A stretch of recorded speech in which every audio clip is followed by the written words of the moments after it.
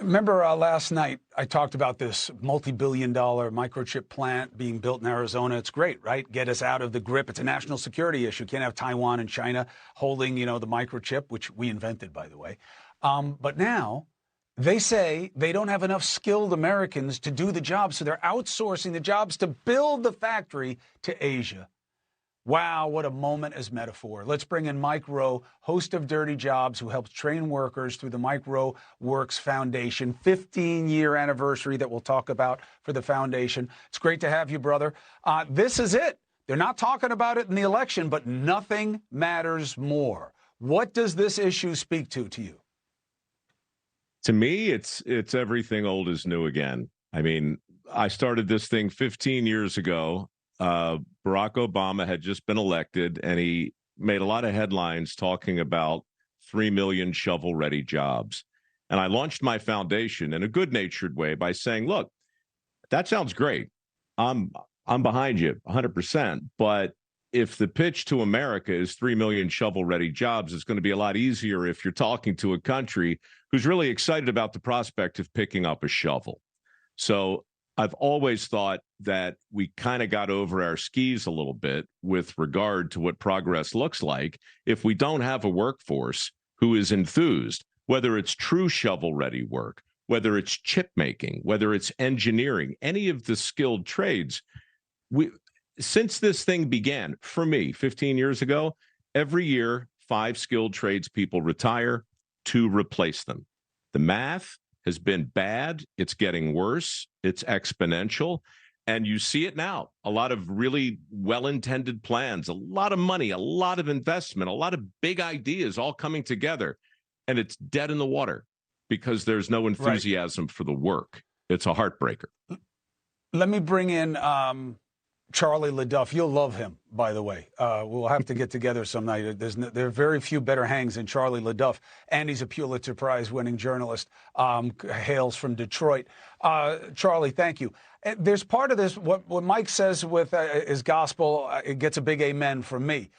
We have to restore the virtue in the trades and what made this country. But I also don't buy the idea that we don't know how to do this. We have to outsource it, Charlie, because a lot of these people come to our universities and learn these same skills that supposedly American workers don't know how to develop. What are you seeing in this story? I smell BS. This is our money, right? I thought it was going to be an American chip manufacturer. It's actually the Taiwanese. And what you're hearing about this job, it's the pipe fitters. The pipe fitters said they don't want to pay us union scale. Now, if you have our money, you're from foreign soil, you're going to pay it. This is like every big deal going on in the big city, in Detroit, in Toledo, in Cleveland. They want to maximize profit. They don't want to pay, so they want to bring in some second world labor. And you're absolutely right. Are we skilled? The United States is a top 5 skilled labor force in the world. 10 of the top 20 engineering universities in the world, and 20,000 Taiwanese are in those universities as we speak. So on this Labor Day, I agree with Mike. There's a lack of enthusiasm because there's a lack of good jobs out here, brother. And here is an opportunity. But you must pay the worker a first world wage because we're secondhand shopping out here.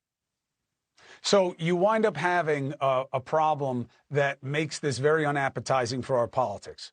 It gets complicated, Mike. 2 things can be true at once. So there are, in fact, a lot of open jobs that need to be filled, especially in the trades and technology. But some of them pay well. Some of them, they wind up trying to score labor that disrupts the labor market. So it makes them less appealing. But how do you deal with this from an enthusiasm standpoint, Mike? So the problem with the politics is similar to the problem with journalism. When we have conversations like this, you got a few 100,000 people listening, maybe more. I don't know. It's very tempting to want to say things that resonate with the bulk of the listeners. So our politicians say things that resonate. And you just hear it everywhere. But this is macro, right? This is a big chip manufacturer. Charlie's making some great points about all kinds, this tension that's always going to exist between labor and management. These are macro issues. My foundation is called MicroWorks. And for me, honestly, I get over my skis when I try and talk too broadly or paint with too broad a brush. I don't have the solution on a big, giant national level for what has to happen. What I know for sure, and what I can prove empirically, is that we've helped 2,000 people in those pipe fitting trades, in the steam fitters and welders and HVAC and electricians. Probably at the top of the list right now are electricians. These guys are killing it. They set their own hours. They work when they want. They travel, and they seem to be awfully happy. So on a micro level, I would just inject into the conversation the silver lining for all this is opportunity for people who want to hop in with both feet and get to work. Charlie, first of all, MicroWorks, it's called the double entendre, by the way, so you looked a little confused. Clever. Second, Charlie, you traveled all over the Rust Belt. You've gone hundreds of miles. You've seen workers who are in different states of frustration, despair, broken promises. What knits it together that you see as a potential opportunity for somebody who actually wants to do something with the power that we give them in an election? People actually want to do something. That's the bottom line. They want to do something, but it's not paying, Chris. I mean, we all know this. It's not working, and that's why the country's rested. Inflation's going up. Wages aren't moving. Manufacturing's at levels just getting back to pre-pandemic, but it's been replaced. This is the steel factory you're looking at in Cleveland. But the manufacturing jobs that we put in place don't pay as much because those jobs include making snack cakes and canning soda pop.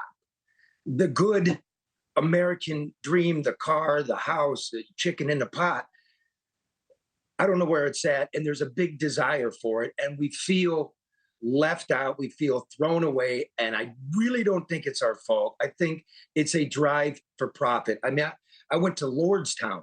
That was GM since '66. GM goes bankrupt. We give them billions of dollars. They make promises. Ohio gives them tens of millions. They split. They keep the money. We give it to a Taiwanese company, Foxconn. They go bankrupt. So this factory that's been running since '66, there's weeds growing through the lot. What are we going to do? Make Dolly Madison? I hear you. And look, what we got to do is what Charlie does as well as anybody. That's why he's one of the best in the business, which is stay on it, keep calling it. I know I had Christie on and Ramaswamy, and I was talking about the state of play, but that was that. Now going forward, the dialogue is going to be on my terms, and it's going to be about what matters. And this is big because, you know, it was false selling in what this plant was going to be, and now it's not being built by the people who were supposed to build it. And it's time to just call these people to the carpet and see who's going to stand up for the right things and who aren't. And those will be the ones who should fall. Mike, tell us why 15 years shocks you, but also heartens you in terms of the work of the MicroWorks Foundation. You know, it's probably for some of the same reason. You know, by the way, Charlie, I love your work. You've got a counterpart in a friend of mine named Selena Zito, who also tours a lot through the Rust Belt and really has become a witness to work and to people, right? And I've, you know, in my little lane, I've tried to do that on Dirty Jobs and the shows I work on. My foundation was a logical extension of that. It's a big deal for us, Chris, because I finally got to the point where I can now let the people we've assisted talk about the same issues, and they're more persuasive than me. We've got $1 million in work ethic scholarships up for grabs starting right now over at microworks.org. We're going to do that twice a year. And look, it's not a ton of people. You're talking about 2,000 people we've assisted, but they become apostles. They become evangelicals for the trades. And we need that. We need people on the ground. That's Chloe Hudson right there. She's about 28 years old, makes about $150,000 a year welding. She's killing it. So whatever the solution is, part of it has to be putting these stories out there and front and center. And look, we got to hold big companies accountable. We got to hold the politicians accountable, but we also have to tell true stories of real people who are prospering as a result of mastering a skill. That's how you get the enthusiasm. You don't get the enthusiasm by beating up on the people who aren't doing what they should do. You get the enthusiasm by showing the people who are doing what they can do. Charlie, last quick word. I went to East Palestine. The railroad's running the town. The workers cleaning up the toxins don't have gloves, aren't wearing respirators. Some of them are shirtless. It's an outrage. East Palestine's an out. Look, this is the ground zero. They're not wearing anything. Mike, look at this. What's the railroad paying these guys? This is sick. You are right. That's why we've stayed on it, and that's why I love you, Charlie. Mike Rowe, thank you very much. To be continued. To be continued, brothers. Thank you both. All right, let's take a break. You.